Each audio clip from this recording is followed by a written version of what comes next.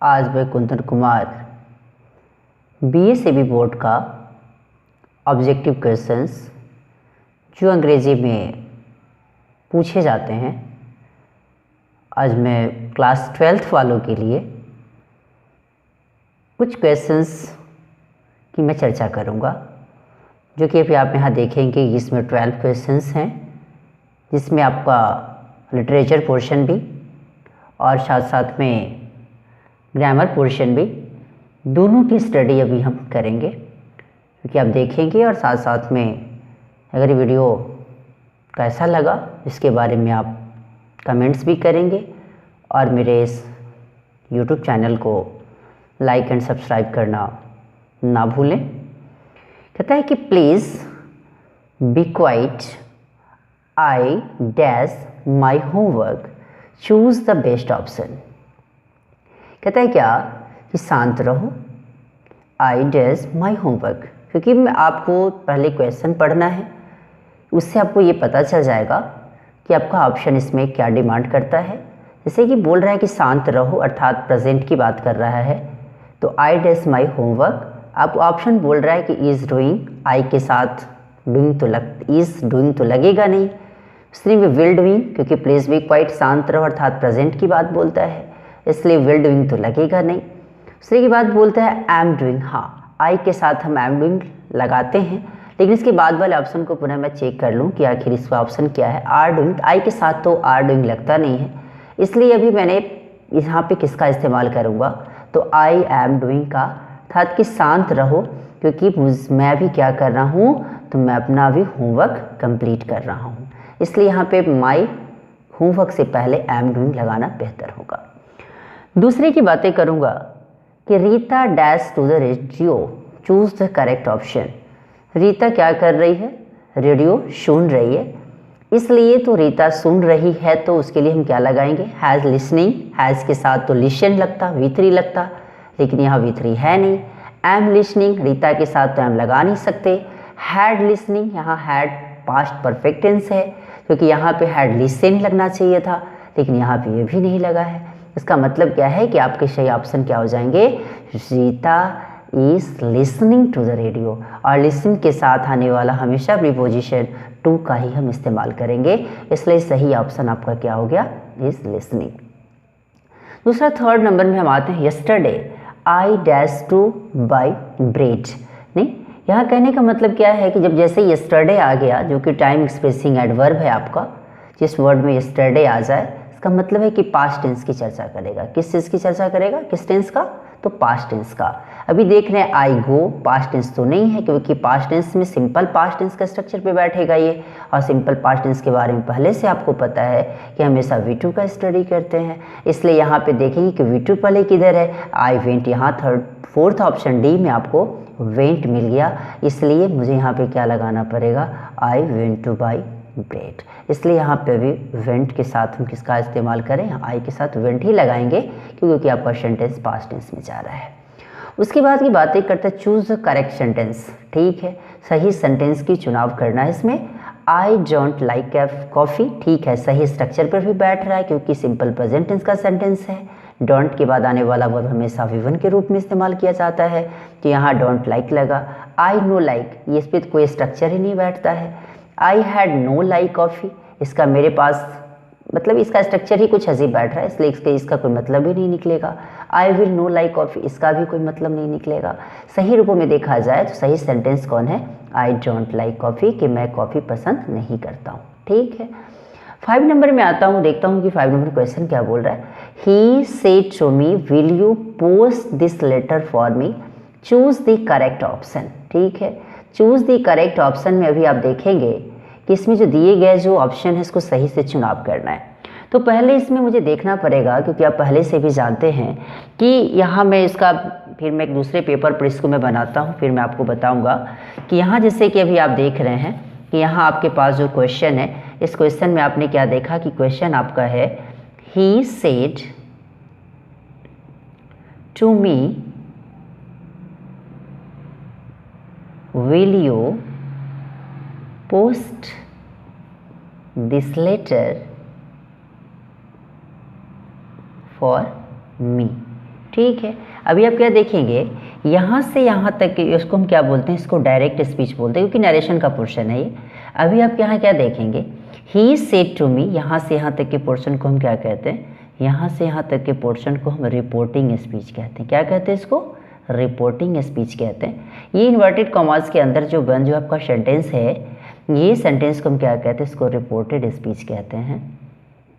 ठीक है, अब आप देखेंगे क्या कि पहले ये सेंटेंस से मुझे पता चलता है कि क्वेश्चन कौन सा सेंटेंस है। ये क्वेश्चन से पता चल रहा है कि इंट्रोगेटिव सेंटेंस का भी यस नो क्वेश्चन है। कौन सा क्वेश्चन है, यस नो क्वेश्चन है।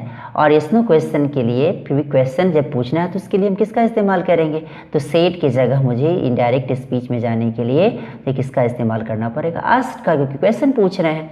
आस्क के बाद आने वाला वर्ड फिर ऑब्जेक्ट है, ये मी लग जाएगा। इसमें क्या है कि इस इन्वर्टेड कॉमास को ख़त्म करने के लिए आपको पहले से पता है कि जब भी कभी अगर इंट्रोगेटिव सेंटेंस में यस नो क्वेश्चन रहता है तो इस इन्वर्टेड कॉमास को ख़त्म करने के लिए हम किसका इस्तेमाल करते हैं, इफ़ या वेदर का। लेकिन ज़्यादातर एग्ज़ाम में आपके पास ऑप्शन इफ़ ही रहेगा, इसलिए इफ़ ही लगाना ज़्यादा बेहतर है, इसलिए आप इफ़ ही लगाइएगा। ठीक है, इफ़ लगा दिए।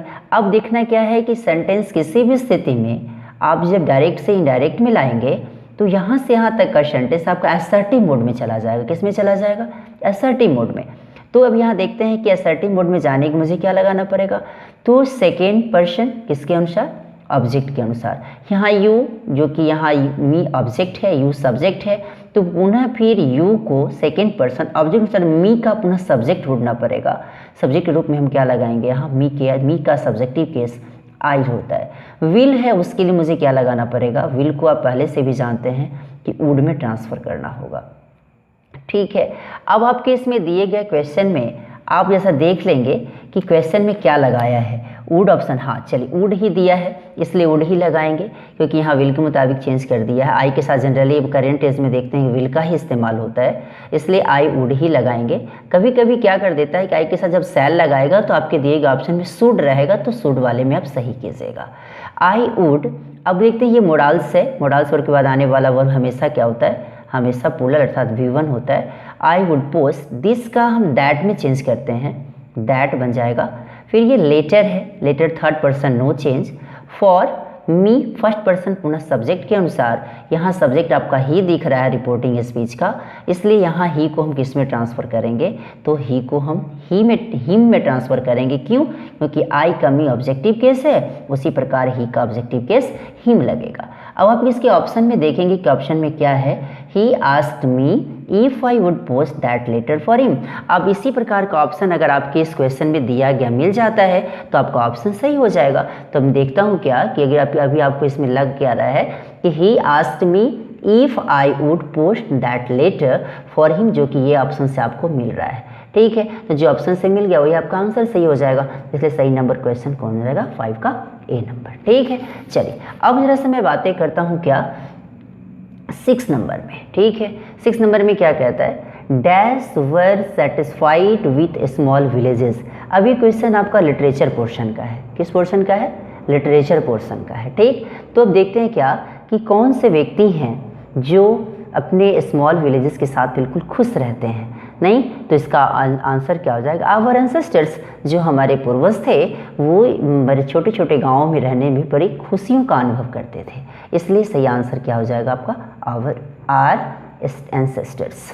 फिर जॉन डन कौन से पोएट हैं, तो John Donne is a poet. कौन से पोएट, पहले से भी आप पढ़े भी होंगे टेक्स्ट में तो आपको पता होगा, क्योंकि स्वीटेस्ट लव आई डोंट गो उनकी रचना है, जो कि क्लास 12 में बच्चे को पढ़ना है पोएट्री सेक्शन में, इसलिए मेटाफिजिकल है। और मेटाफिजिकल पोएट जो लोग होते हैं वो क्या होता है, मेटा का मतलब होता है बियॉन्ड, फिजिकल मतलब होता है रिलेटेड टू द बॉडी, अर्थात एक ऐसा व्यक्ति, एक ऐसा पोएट जो हमेशा बॉडी से ऊपर की रचना को लिखता है, उसी को हम क्या कहते हैं, मेटाफिजिकल पोएट के नाम से जानते हैं।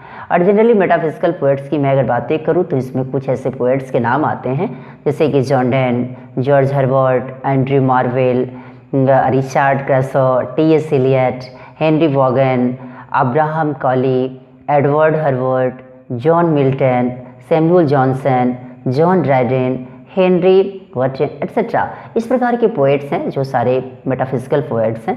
साथ साथ में रोमांटिक पोएट्स की मैं बातें करूँ तो रोमांटिक पोएट्री क्या होता है, तो रोमांटिक पोएट्री के बारे में पहले से भी आपको पता है कि रोमांटिक से वर्ड से पता चलता है जो रोमांस के लिए कुछ इस्तेमाल किए जाते हैं। इसमें खास करके किनका स्थान आता है, जैसे विलियम वर्ड्सवर्थ की बातें करा, सेंट एस.टी. कॉलरिज की बातें करा, ठीक है, इसके बारे में मैंने बातें करा।